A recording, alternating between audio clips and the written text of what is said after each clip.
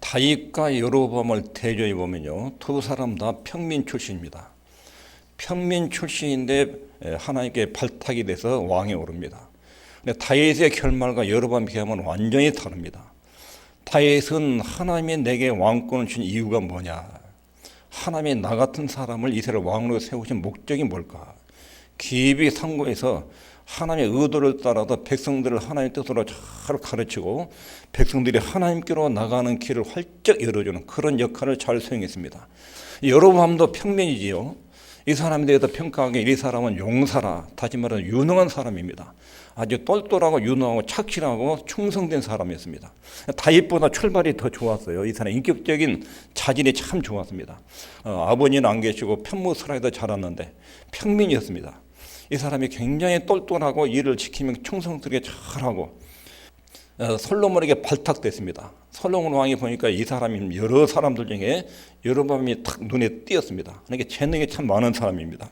이 사람이 부지런해서 발탁돼서 솔로몬 왕이 나라를 세울 때 큰 역할을 했습니다.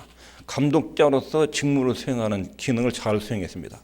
그리고 이 사람이 선지자 아이야를 만나서 하나님이 너를 이스라엘 왕으로 삼는다. 10개 지파의 왕으로 삼는다. 사무엘이 다윗에게 기름 부은 것처럼 선지자 아이야가 여로보암을 이게 네가 이스라엘 10개 지파의 왕을 삼는다. 이렇게 메시지를 전해줍니다. 그렇게 해서 여로보암이 이스라엘 왕이 된 것입니다. 그런데 결과는 전혀 달랐어요. 다윗은 자기를 왕으로 세워준 하나님의 의도를 계속 생각하고 그 뜻을 따라서 걸어갔어요. 근데 여로보암은 자기를 왕으로 세우신 하나님을 완전히 잊어버리고 그분을 배신했어요. 다윗은 후손 만대의 복을 받고 이스라엘 역사상 제일 추앙받는 왕이 됐지만 여로보암은 자기가 23년 만에 왕이 된 23년 만에 자기 아들들이 모두 몰살을 당했습니다. 쿠데타에 의해서 비극적인 결말을 맞았습니다. 이 사람 굉장히 똑똑하고 유능한 사람인데 하나님의 은혜를 저버리고 하나님의 도움 없이 자기 역량으로 자기 인생을 개척해 나간다는 사상을 가지고 살았어요. 똑똑히 가지고 발탁돼서 출세했다가 자기 때 최고의 권위 자리까지 왕의 자리에 올랐어요. 그런데 그 다음 자기 아들들이 아주 비참하게 자기가 죽은 지 1년 만에 자기 아들들이 몰살을 당하는 가정의 재난이 왔어요. 인간의 재능과 똑똑함, 지혜, 물질 이것이 인간을 반드시 아름답게 성공하게 만드는 요소가 아니라는 거. 언제나 변수는 하나님이에요. 하나님의 도움을 내 인생에서 받느냐 그렇지 못하느냐. 하나님의 손이 내 인생을 뒷받침하게 해주느냐 하나님 나를 버리느냐. 이것이 인생의 큰 변수예요. 아무리 똑똑하고 학력이 좋고 지혜롭고 그래도 하나님을 배신하고 악하게 살면 그 사람 인생은 절대로 행복하지 못해요. 좀 똑똑함이 없고 좀 모자라도 하나의 은혜를 의존하고 살면 미래가 아주 밝고 아름답습니다. 여로보암의 인생을 통해서 살펴볼 부분입니다. 여로보암에 대해서 성경이 말할 때 북쪽 이스라엘로 범죄케 한 여로보암 이 말에 늘 반복해서 나옵니다. 제가 이스라엘로 범죄케 한 여로보암의 죄를 떠나지 아니하고 다윗은 하나님을 섬기는 모델이 됐어요. 여로보암은 하나님을 배반하는 쪽의 모델이 됐어요. 이 면에서 아주 대조적인 인물이에요. 다윗은 철저하게 하나님 중심으로 살았고 여로보암은 자기 중심으로 살았어요. 자기 영광, 자기 왕권의 안정, 그리고 사람들의 눈치와 평판 이것을 중요한 가치로 여기고 살았어요. 다윗 왕은 하나님의 영광, 그분의 뜻, 사람의 시선보다 하나님의 평가 여기에 중심 가치고 두고 살았어요. 인생이 완전히 다른 결과를 가져왔습니다. 이스라엘 왕들의 역사에서 반복된 말씀이 제가 이스라엘을 범죄케 한 여로보암의 죄를 떠나지 아니하고 여로보암의 길로 갔다. 여로보암의 죄를 따라갔다. 이런 말씀이 자주 나와요. 먼저 여로보암의 생각 속에 하나님 말씀을 떠난 생각 이것을 기반으로 해서 대책을 세웁니다. 어떤 위기를 만나면 문제식을 딱 느끼면 세상에 유행하는 상식적인 내용, 세상 인간적인 사상, 철학 이것을 근거로 해서 대책을 만들어요. 위기에 대한 대책을. 그리고 행동을 해요. 여로보암. 다윗은 위기를 만나면 하나님 앞에서 생각을 해요. 과거에 하나님 내게 어떤 은혜를 베풀으셨는가? 내가 위기 때 하나님 나에게 어떻게 도우셨는가? 내가 그때는 어떤 말씀의 원리를 붙들고 이 위기를 넘겼는가? 그리고 꼭 그 말씀의 원리를 잡고 위기에 부딪혀요. 아무리 불가능한 일도 하나님이 기가 막힌 도우심과 인도를 따라서 다 풀어졌어요. 전쟁에서 한 번도 패한 적이 없어요. 골리앗 앞에 나갈 때도 사울과 그 신하들은 전부 다 인간적 전략, 힘의 논리를 가지고 골리앗을 상대해요. 근데 다윗은 하나님이 나와 함께 하시면 골리앗은 아무것도 아니다. 믿음으로 나갔어요. 골리앗이는 그거가 무너지요. 그의 인생에서 아무리 골리앗 같은 장애물이 덮쳐와도 장애 앞에서 그 배후에 계신 전능을 가진 하나님의 능력과 그분의 방법, 말씀의 뜻을 꼭 묵상하고 그 방법으로 대처를 해요. 여기 열왕기상 12장 26절에 그 마음에 스스로 이르기를 나라가 이제 다윗의 집으로 돌아가리로다. 만일 이 백성이 예루살렘에 있는 여호와의 전에 제사를 드리고자 하여 올라가면 이 백성의 마음이 유다 왕 된 그 주로 르호보암에게로 돌아가서 나를 죽이고 유다 왕 르호보암에게로 돌아가리로다. 이게 망상이에요. 망상. 피해 망상. 이게 정치적 판단이죠. 정치적으로 생각하는 거예요. 하나님은 여로보암에게 아히야 선지자를 통해서 하는 말이 네가 만일 내가 명한 모든 일에 순종하고 내 길로 행하며 내 눈에 합당한 일을 하며 내 종 다윗의 행함 같이 내 율례한 명령을 지키면 내가 너와 함께 있어 내가 다윗을 위하여 세운 것 같이 너를 위하여 견고한 집을 세우고 이스라엘을 네게 주리라. 네가 다윗처럼 내 말을 순종하면 너의 미래는 내가 보장한다. 내가 너와 함께한다. 하나님 말씀이잖아요. 근데 이 말씀은 딱 있고 스스로 생각해가지고 대책을 세우고 행동을 해요. 이것이 금송아지 우상숭배를 도입하는 이 첫 발걸음이었어요. 여로보암 같은 이런 삶의 스타일이 우리에게 언제든지 찾아올 수 있어요.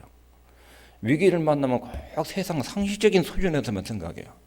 하나님 입장에서 하나님 말씀 원리에 따라서 사고하지 않고 주변 사람들의 상식을 가지고 자녀의 교육 문제도 그렇고 내 건강 문제도 그렇고 전부 다 주변 세상의 상식을 가지고 생각을 해요. 그런 나름대로 대책을 만들어요.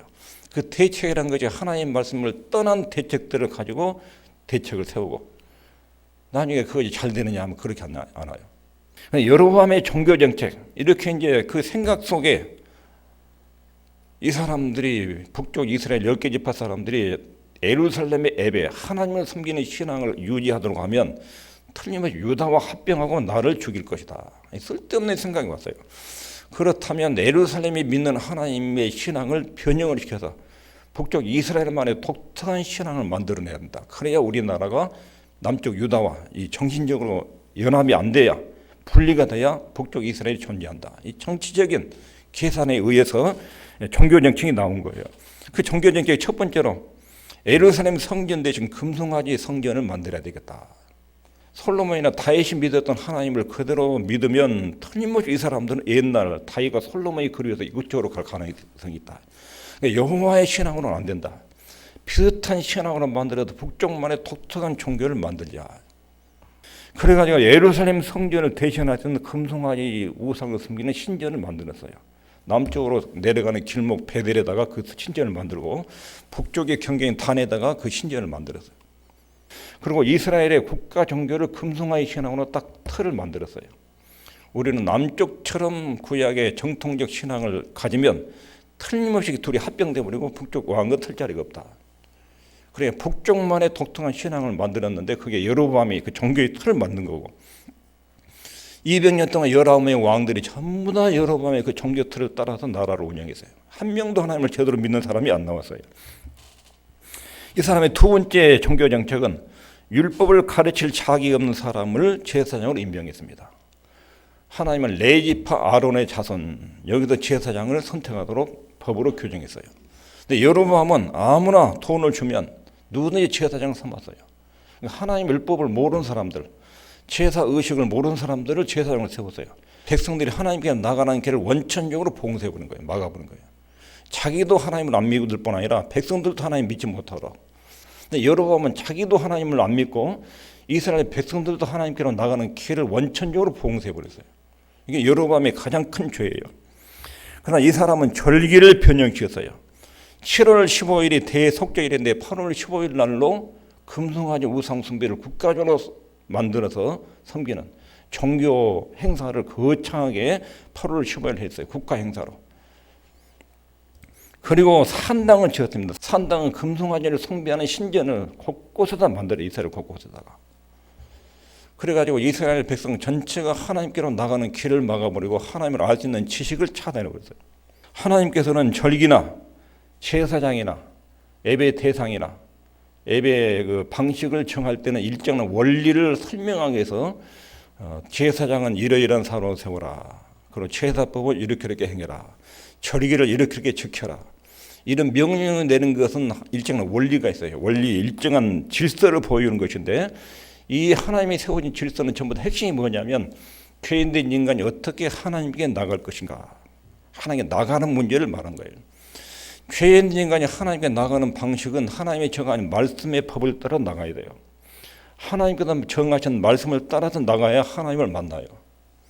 그런데 여로보암의 금송아지 숭배는 이런 말씀과 윤리와 법들을 무시하고 화창하고 아주 화려한 종교 행사로 신앙을 대신한 거예요.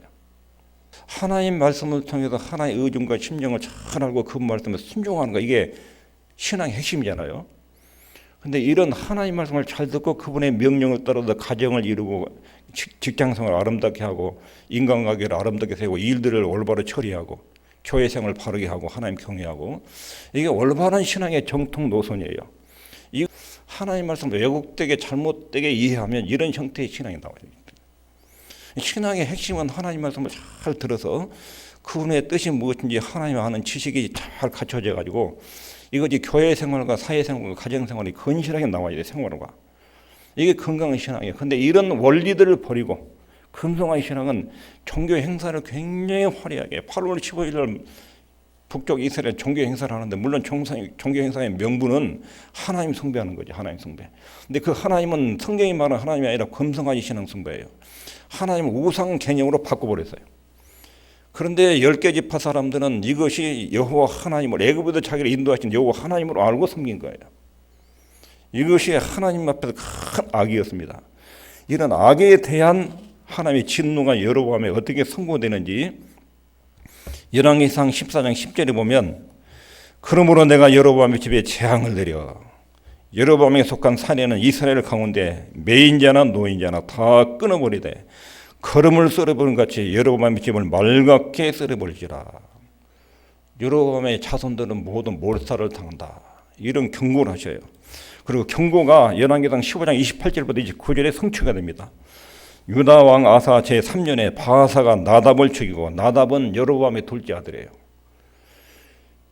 대신하에 왕이 되고, 왕이 될 때에 여로보암의 온 집을 쳐서 생명 있는 자는 하나도 남기지 아니하고 다 멸하였는데 여호와께서 그 종 실로 사람 아히야로 하신 말씀과 같이 되었으니. 가문이 왕이 된 지, 여로보암이 죽은 지 1년 만에, 둘째 아들 왕이 된 2년 만에 그 후손들을 살아있는 생명은 다 죽였다. 쿠데타 세력이 완전히 그 왕족들을 몰살시켰어요. 이런 재앙이 성취됐습니다. 그리고 여로보암의 죄는 북이스라엘의 정책인 불안정을 가져왔습니다. 열왕기상 14장 15절에 여호와께서 이스라엘을 쳐서 물에서 흔들리는 갈대같이 되게 하시고, 물에서 흔들리는 갈대 같단 말은 마음의 중심이 하나님에 떠나니까 항상 불안해요. 국가가 항상 불안해. 이스라엘을 그 열조에게 주신 이 좋은 땅에서 뽑아 이스라엘 멸망을 말하죠. 저희를 하수 밖으로 흩으시니 저희가 아세라 목상을 만들어 여호와를 진노케 하였습니다. 19명의 왕들이 200년 동안 다스렸어요. 우리나라는 굉장히 양반적인 나라입니다. 고려 왕시에서 이시조선으로 넘어온 것, 이게 역성혁명이에요. 왕시 국가를 이시가 뒤집어 엎는 거. 그런데 고려가 400년 동안 왕시가 이어져 내려왔어요. 이조 시대는 이시 왕조가 500년 동안 내려, 500년 동안. 그러니까 역성혁명은 한 번 일어났어, 한 번.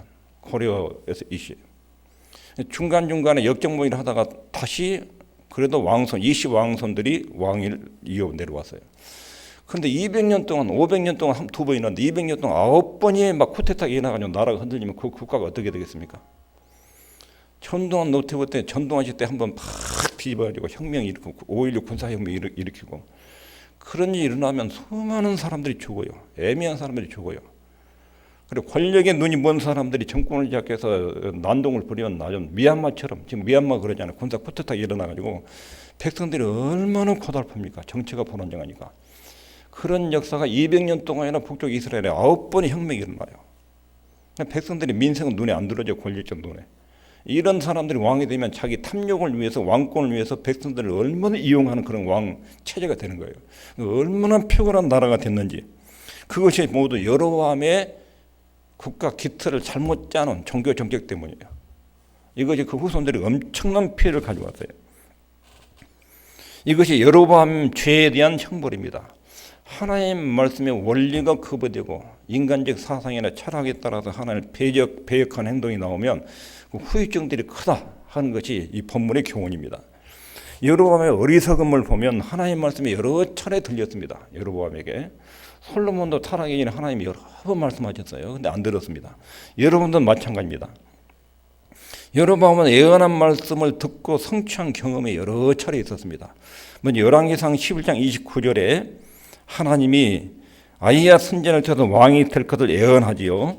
11장 29절에 보면 그 즈음에 여로보암이 예루살렘에서 나갈 때 실로 사람 선지자 아히야가 길에서 저를 만나니 아히야가 새 의복을 입었고 그 두 사람만 들에 있었더라. 아히야가 그 입은 새 옷을 잡아 12조각에 찢고 여로보암에게 이르되 너는 10조각을 취하라.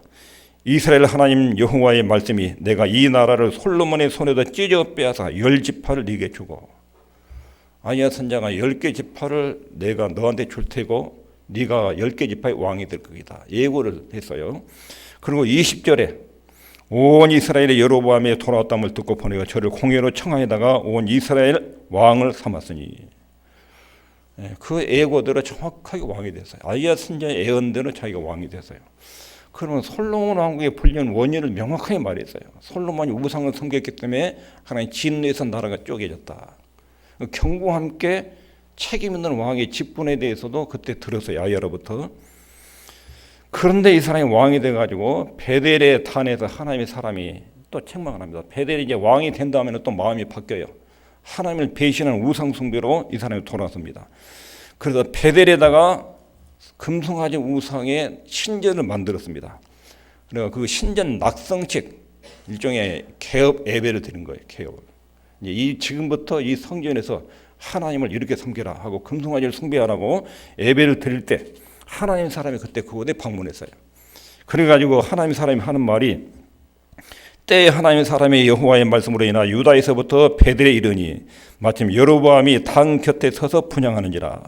하나님의 사람이 단을 향하여 여호와의 말씀으로 외쳐 가로되 다나 여호와께서 말씀하시기를 다윗의 집에 요시아라 이름하는 아들이 나으리니 저가 내 위에 분향하는 산당 제사장을 내 위에 제사할 것이요 또 사람의 뼈를 내 위에 살이를 하셨느니라 하고 그날에 제가 예조를 드려 가로되 이는 여호와의 말씀하신 예조라. 단이 갈라지고 그 위에 있는 재가 쏟아지려 하며 여로보암 왕이 하나님의 사람의 베델에 있는 단을 향하여 외쳐 말함을 들을 때에 단에서 손을 펴며 저를 잡으라 하더라. 저가 향하여 편 손이 말라 다시는 거두지 못하여 하나님의 사람의 여호와의 말씀으로 보인 예조대로 단이 갈라지며 재가 단에서 쏟아진지라. 왕이 하나님의 사람에게 말하여 가로되 청컨대 너는 나를 위하여 내 하나님 여호와께 은혜를 구하여 내 손으로 다시 성하게 기도하라. 하나님의 사람이 여호와께 은혜를 구하니 왕의 손이 다시 성하여 전과 같이 되니라.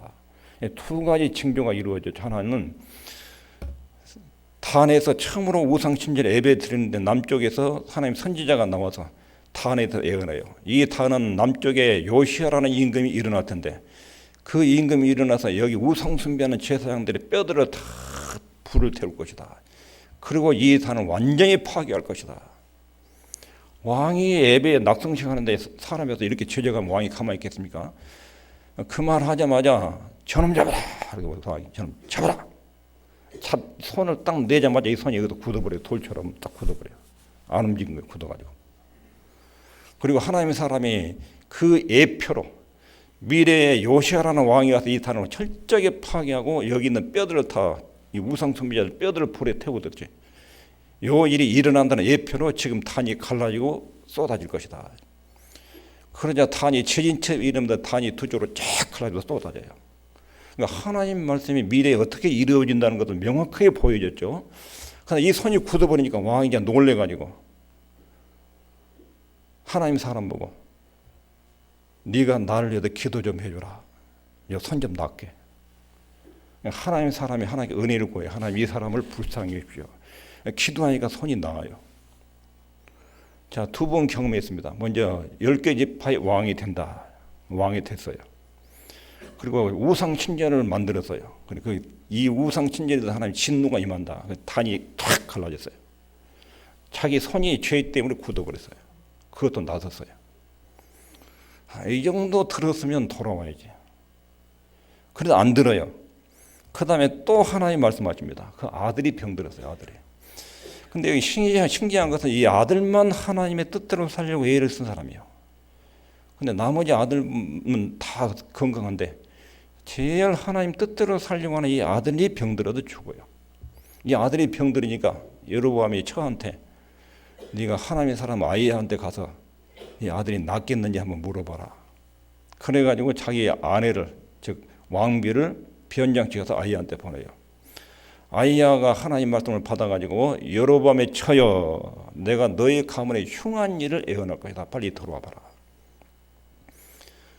그러면서 아이야가 하나님 말씀으로 여로보암에 호되게 책망해요. 내가 너를 평민에서 이끌어 올려서 이스라엘 왕을 삼았거늘 네가 내 은혜를 배신하고 우상 숭배와 그 우상 신전을 세우느냐. 그러므로 여로보암에게 속한 자식들은 모두 다 남자아이들은 다 처참하게 죽을 것이다. 그리고 그 징표로 지금 아픈 아들 네 왕비 네 발걸음이 왕궁에 도착하면 그 아이가 죽을 것이다. 하나님 하신 말씀이 이 아이만 장례식이 제대로 치러지고 제대로 묘실에 들어올 것이다.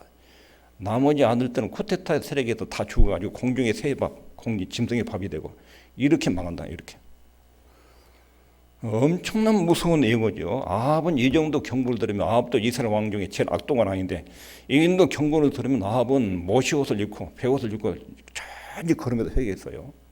하나님이 그 모습을 보시고 내가 이 재앙을 아합 때 내리지 않고 아들들을 연기한다. 그런 조치를 했어요. 여로보암은 이 정도의 예고를 듣고도 전혀 눈 하나 깜짝하지 않았어요. 이 어리석음이에요.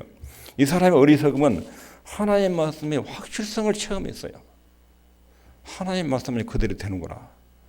그런데도 자기 정치적인 입장, 그 왕의 정책이란 거, 자기 왕권 강화 때문에 하나님 말씀을 버리고 자기 인간적 계산으로 왕권을 강화하려고 애를 쓰다가 자기 다음 때에 처참한 비극적인 결과를 가져왔고 후손들을 대대로 이스라엘 왕조에 200년 동안 엄청난 후유증을 가져오는 이런 행동을 취하게 된 것입니다. 이것이 여로보암의 어리석음입니다. 그러면 우리에게도 있는 여로보암의 심리가 있어요. 여러분과 저에게도 여로보암 같은 똑같은 심리가 있습니다. 그거 뭐냐면 첫째로 우리가 살아오면서 하나님을 경험한 확실한 증거들이 있어요. 처음에 예수를 믿을 때 안 믿다가 예수 믿었잖아요.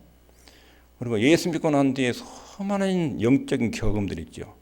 기도 응답들, 병당 경험들, 그다음에 가정 경제가 일어나는 것들, 자식들 아프고 자식들 때문에 눈물 흘렸다가 그것이 해결된 것들, 수많은 과거 역사들이 있어요. 하나님이 내 인생 가운데 어떻게 나를 찾아오시고 만나주시고 어떻게 은혜해 주셨는지 수많은 인생 과정에서 처음에 은혜의 사역들이 있어요. 그러면 지금 내가 어려움을 당하면 그때를 회상해가지고 지난날에 내 발걸음 걸은 것마다 처음에 은혜였습니다. 다윗이 그렇게 살아왔잖아요. 다윗이 기름 부음 받고 골리앗 이기고 그 다음에 올라가고 도망다니는데 다 하나님 보호해주고. 그런데 어느 날 욕심을 내가지고 우리의 아내를 데려가다가 음행을 저지르고 살인을 했다고요. 하나님이 선지자를 통해서 하신 말씀이 내가 너를 과거에 이렇게 복을 주고 쭉 했는데 네가 뭔가 모자라서 나한테 하나님 더 주십시오. 이거 좀 해결해 주십시오. 그러면 내가 줄 텐데 어찌하여 여호와의 말씀을 무시하고 나를 업신여기고 네가 그런 짓을 했느냐. 나단 선지자의 책망이 과거에 베푼 은혜를 왜 잊어버리고 엉뚱한 짓을 했느냐. 우리한테 수없이 우리 인생 과정에 하나님의 이렇게 올 때 우리의 인도하신 지금까지 인도하신 은혜들이 있어요. 은혜들이. 그런데 어떤 문제를 딱 당하면 그때 은혜를 싹 잊어버려요. 하나의 인도 방식.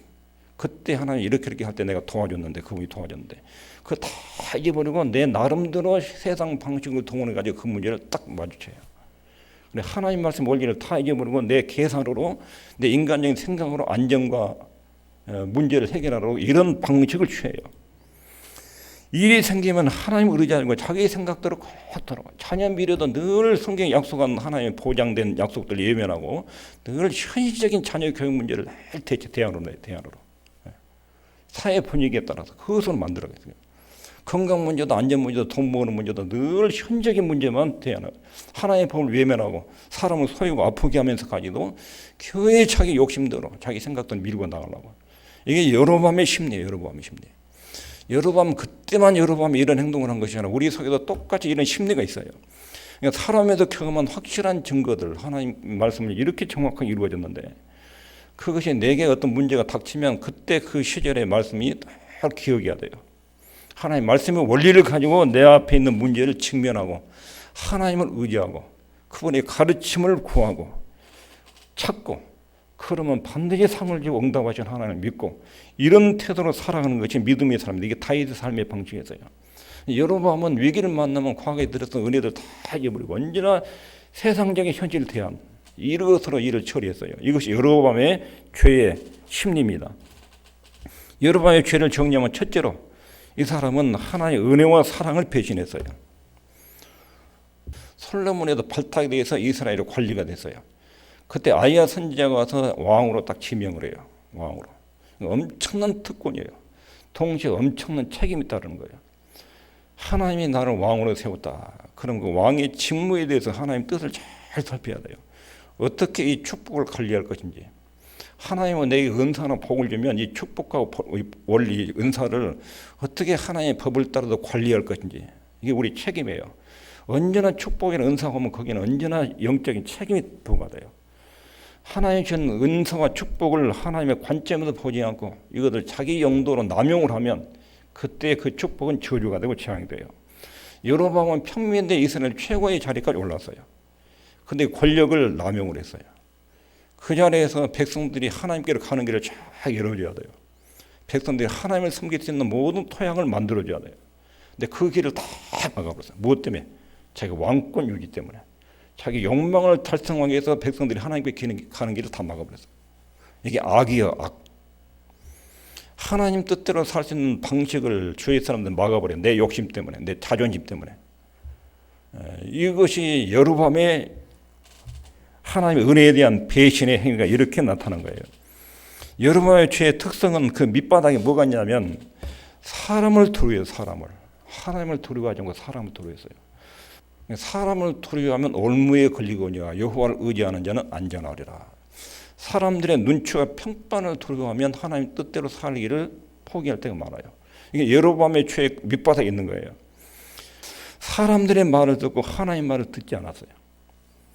선지자 아이야를 통해서 들려오는 하나님 말씀을 듣지 않고 사람들의 이목에 귀를 기울이고 사람들의 평판의 말에 귀를 기울였습니다.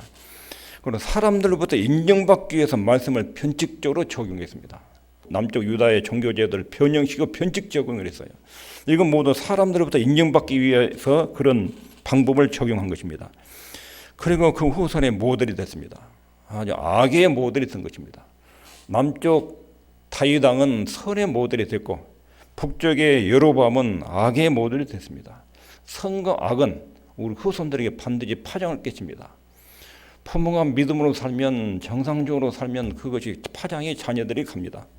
믿음을 배신하면 그 파장 또한 자녀들에게 흘러갑니다. 여로보암의 이 행위는 200년 동안 북쪽 이스라엘 19명에게 엄청난 파장을 끼쳤습니다. 다윗의 믿음 행위도 그 후손들에게 굉장히 파장을 끼쳤습니다. 그러나 여로보암이 모델이 된 북이스라엘은 하나님을 경외하는 왕이 단 한 명도 19명 중에 한 명도 남지 않았습니다. 여로보암의 죄의 심리 이것이 우리 속에 작용되지 않도록 늘 기억해야 됩니다. 다윗 왕과 여로보암을 잘 대비하면 우리가 일생을 산 동안 크고 작은 일을 결정할 때 어떤 태도로 다루어야 될지 중요하게 교훈하는 내용입니다. 기도하겠습니다.